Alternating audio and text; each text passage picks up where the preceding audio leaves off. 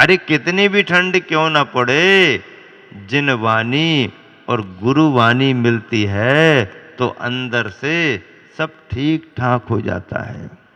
तो ध्यान से सुनो, तीन तीन बिंदुओं की बात चल रही है। तीसरा बिंदु क्या है? अनर्थ। जैन ग्रंथों में अनर्थ दंड शब्द आता है। क्या आता है? अनर्थ दंड। इसका अर्थ यह है कि जिससे हमारा कोई प्रयोजन न सदता हो और ऐसे कार्यों को करना। कोई प्रयोजन ही नहीं है, फिर भी अनावश्यक कार्यों को करते रहना, अनावश्यक कार्यों को करते रहना, ये अनर्थ माना जाता है। अनर्थ दंड कहते हैं। प्रयोजनी कार्य तुम कर लो तो फिर भी देखने में, कहने में आता है चलो भाई उसकी भूमिका थी, उसकी जरूरत थी, उतना बड़ा वो त्यागी नहीं है, अपनी भूमिका में रह के वो काम कर रहा है, करने दो। ये प्रयोजनीय कार्य है, उसका प्रयोजन, परमार्थ का प्रयोजन हो या ना हो, संसार में उसका प्रयोजन था, उसने कार्य किया। लेकिन संसार का भी प्रयोजन ना सद रहा हो, उस समय तुम्हें उसकी जरूरत भी ना हो, तो भी आप काम करते जाओ, काम करते जाओ, तो ये अप्रयोजनीय कार्य कहलाते हैं। ये अनर्थ दंड की श्रेणी में आते हैं। इनसे बहुत ज्यादा दोष लगते हैं समझने के लिए। गर्मी किसी को बहुत लग रही, वो गृहस्थ है,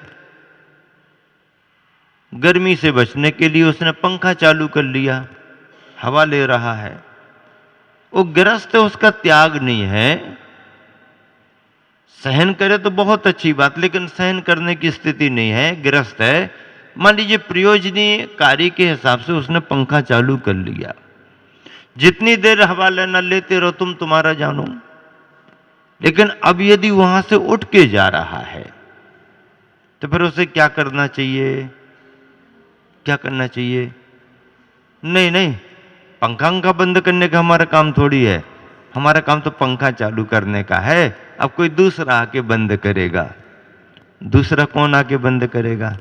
जब आके बंद करेगा तब तक कितना उसका वेस्टेज हो गया। ऐसे कार्य अनर्थ की श्रेणी में आते हैं और इन्हें अनर्थ दंड कहा जाता है। आपको जरूरत है उजाले की, आपने लाइट जला ली, आपने अपना काम कर लिया, उस कमरे से निकल के आप दूसरे कमरे में जा रहे, दूसरी जगह जा रहे, कमरा बंद कर रहे हो। अब जब कमरा बंद कर रहे हो तो क्या करना चाहिए आपको? क्या करना चाहिए? प्रारंभ करने में तो शौकिया बहुत लोग रहते हैं, फट से आए पंखा चालू कर दे, फट से आए लाइट जला दी, एक जलाना है 10 जला दी, सब पंखा चालू कर दो। आके तो तुमने सब कर लिया, लेकिन जाते समय तुमने उसे बंद किया कि नहीं किया? नहीं नहीं, अब और आगे आने वाले तो आएंगे, आगे वाले आने वाले आएंगे, उनको भी हवा की जरूरत पड़ेगी, उनको भी उजाले की। लेकिन यदि वह जले जलाए, पंखे चले चलाए में बैठेंगे तो उनको चलाने संबंधी दोष नहीं लगेगा। चलाने संबंधी दोष किसको लगेगा? जो चालू करके गया है। अब तुमने ली हवा आधा घंटा और 2 घंटे, 4 घंटे, 6 घंटे पंखा चल रहा है, तो क्या हो गई स्थिति? वो सारा दोष जिसने पंखे को, लाइट को चालू किया, उसको जा रहा। ये अनर्थ दंड है। ऐसे कार्यों से बचना चाहिए। न लाए, पानी भरने पहुंच गए, न लाते हैं क्या? पानी आता है, क्या आता है? हैं? पानी आता है, फिर सवेरे आवाज दो पानी आ गया, पानी आ गया, पानी आ गया, पानी आ गया कहो। पानी आ गया तुम कहोगे तो कोई छत पर दौड़ेगा, भैया सामान रखो उठा के लाओ। पानी आ गया कहोगे तो सुनने वाला छत पर दौड़ेगा, भैया सामान रखा उठा लो, कपड़े उठा लो, ये सामान उठा लो, पानी आ गया। आता तो पानी है, लेकिन नीलेश क्या कहते हैं, बोलो क्या कहते हैं नीलेश? नल आ गए। नल आते हैं क्या कभी? नल आते हैं क्या? क्यों मदन, नल आते हैं क्या? नल आते ही नहीं, नल तो पहले से लगा हुआ है भाई। नल आते नहीं, आता क्या है? पानी आता है। लेकिन कहते क्या है? नल आ गए। नल आ गए भले कह दो, लेकिन समझ तो जाते हैं हम कि क्या आया। तुम कुछ भी बोलो, हम समझ लेते हैं कि आया क्या है। पानी आ गया। आपने जाकर के नल की टोटी खोल दी, आपको बाल्टी भरनी है, टोटी खोल दी, चालू कर दी, पानी गिरने लगा, आपकी बाल्टी भर गई। अब आपको क्या करना चाहिए? आपकी बाल्टी भर गई तो टोटी को बंद करके अपनी बाल्टी उठाओ, वापस आ जाओ। करने वाले ऐसा ही करते हैं, लेकिन लापरवाह लोग जिनका ध्यान इन व्यवस्थाओं पर नहीं है, चालू तो किया, बाल्टी भरी, अपनी बाल्टी उठाई और अब नल, पानी बह रहा है, पानी बह रहा। जितना पानी बह रहा है उसमें आपको दोष लग रहा है। प्रयोजनी कार्य आपने किया, बाल्टी में पानी भरा, पानी गिर गया, बह गया, उसमें उतना दोष नहीं, वो गृहस्थी की भूमिका में उसका आवश्यक कार्य है। लेकिन अब जबकि तुम्हारी बाल्टी भर चुकी है, अब पानी की आपको जरूरत नहीं है, तो पानी को व्यर्थ मत बहाओ। ये जो आपने कार्य किया है, ये प्रमाद आपकी लापरवाही के कारण हो रहा है। इसको अनर्थ दंड कहा जाता है। व्यक्ति के प्रयोजनी कार्यों में उसे दोष कम लगते हैं, सीमित लगते हैं, लेकिन अप्रयोजनी कार्यों में उसे दोष बहुत लगते हैं। वनस्पतियों के भेदों में 10 लाख भेद हैं। वनस्पतियां 10 लाख प्रकार की हैं। आपको कितनी वनस्पतियों का परिचय है? और खाने पीने में कितनी आती हैं तुम्हारी? कितनी आती होगी? 150 के अंदर तो पूरी दुनिया सिमट गई तुम्हारी है। देश विदेश की सारी जानकारी ले लो तो 100, 200, 500, 1000, ज्यादा कर दो 5000, और क्या इससे ज्यादा। 10 लाख है। न नाम मालूम है, न रंग रूप मालूम है, न कोई पहचान है, न तुम्हारे खाने में कभी आ रही है, न आगे आएगी। जब आई नहीं रही है तो फिर तुम्हारा त्याग है कि नहीं है? त्याग की तरफ तो ध्यान ही नहीं है। अब त्याग की तरफ ध्यान नहीं है तो तुम्हें ग्रहण करने का दोष लग रहा है। तो क्या करें? अब इतने नाम थोड़ी हमको मालूम है, कहां तक लिस्ट बनाएंगे? ये भी छोड़ा, ये भी छोड़ा, ये भी छोड़े। छोड़ने की लिस्ट मत बनाओ, केवल कितनी सामग्री का उपयोग करना है इसकी लिस्ट बना लो। कितनी सामग्री का उपयोग करना, बाकी सब छोड़ दिया। कैलेंडर देखा एक बार मैंने, तो उसमें बहुत ज्यादा गोले लगे थे, बीच बीच में तारीखों में गोले लगे थे। हमने पूछा ये इतने गोले? बोले जो गोला लगा रहता ना, इसका मतलब आज छुट्टी का दिन है। जिस जिस तारीख में गोला लगा रहता है वो ये बताते हैं कि छुट्टी का दिन, छुट्टी के दिन के गोले रहते। हाँ, तो हमने देखते देखते वो गोले ज्यादा दिख गए। अरे 30 दिन का महीना होता है, 31 दिन का महीना होता है, इसमें इतने सारे गोले लग गए। तो हमने कहा कि भैया ये कैलेंडर प्रिंटिंग करने वाले से कह दो, कैलेंडर बनाने वाले से कह दो कि इतने ज्यादा गोले बनाने की जरूरत नहीं थी, जितने दिन स्कूल लगना है केवल उतने गोले बना दो। कि केवल स्कूल 3 दिन लगना कि 5 दिन लगना महीना में, 5 दिन लगना कि 7 दिन लगना, बाकी तो गोले गोले छुट्टियों के हैं। इतने सारे छुट्टियों के गोले बनाने की अपेक्षा कितने दिन केवल स्कूल लगना है उतने गोले बना दो। तो ये प्रयोजनी अप्रयोजनी कार्यों से कितने दिन कार्य करना है वो ध्यान में रख लो, बाकी सब छुट्टी। कितनी सामग्री उपयोग में तुम्हारे आ रही है उतने की लिस्ट बना लो, इतने का ही उपयोग करेंगे, इसके अलावा फिर किसी का उपयोग नहीं करेंगे। ये नियम लेना सरल है। आप कहो जब उपयोग करते ही नहीं है तो नियम लेने की जरूरत क्या है? रात में हम खाते ही नहीं है तो त्याग करने की जरूरत क्या है कि रात्रि में भोजन करने का त्याग? हम तो खाते ही नहीं है, फिर त्याग करने की जरूरत क्या है? करने की जरूरत है। अभी नहीं खा रहे हो, खाने का मन भी नहीं है, लेकिन कभी इमरजेंसी कोई आ गई तो उस समय तुम नहीं खाओगे, ऐसी प्रतिज्ञा कहां है तुम्हारी? यदि ऐसी प्रतिज्ञा कर ले कि अभी भी नहीं खा रहे, आगे भी नहीं खाएंगे, तो वही तो नियम है।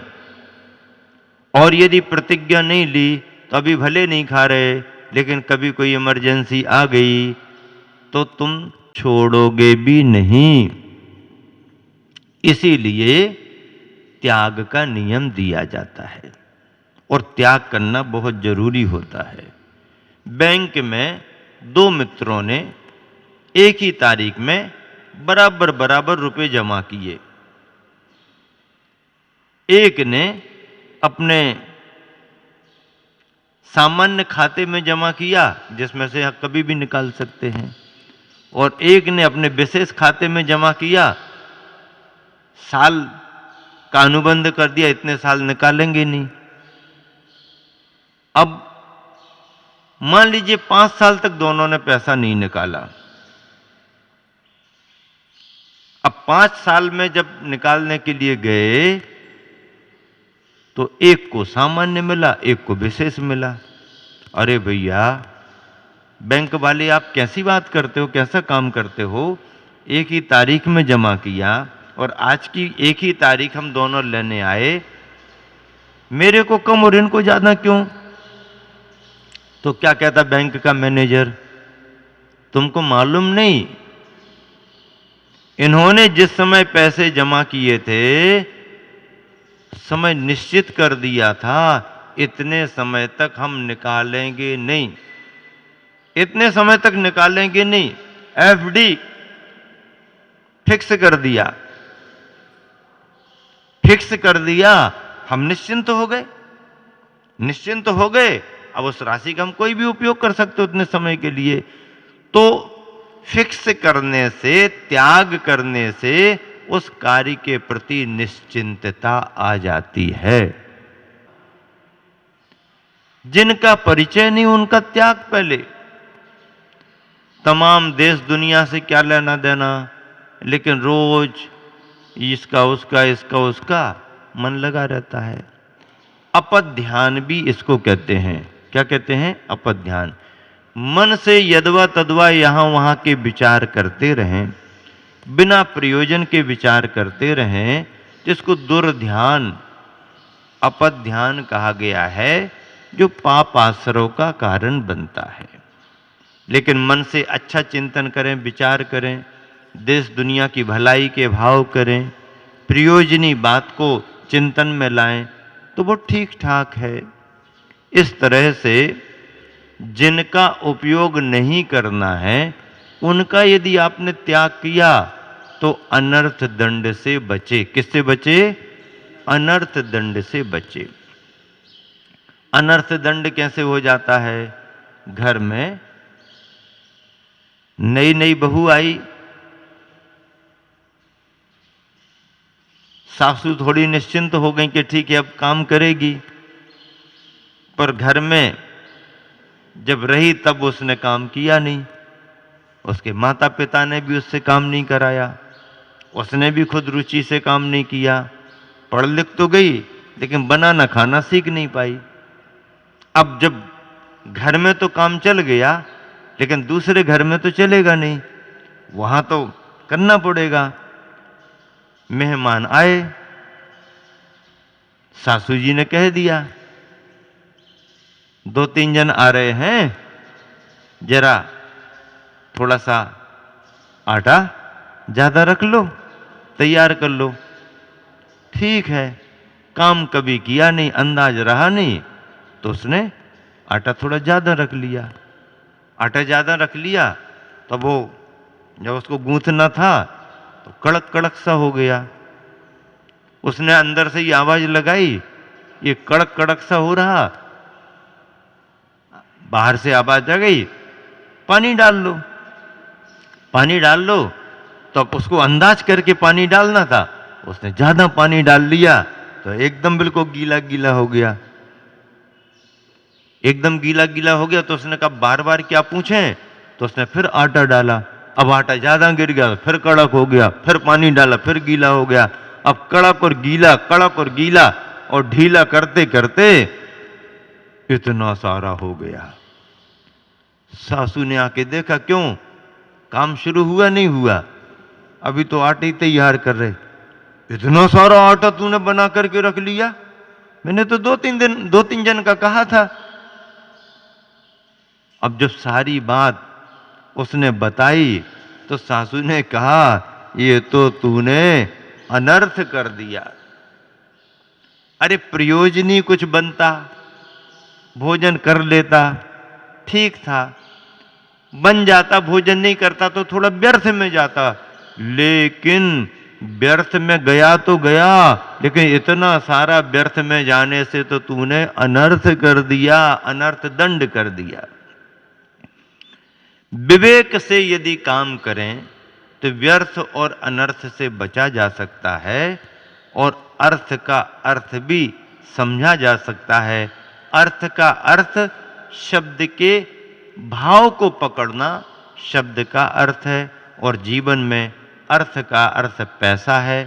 पैसा हो परमार्थ से जुड़े, पैसा हो शुभ कार्यों से जुड़े, पैसा हो दान पुण्य से जुड़े, तो पैसा सार्थक हो जाता है, सफल होता है।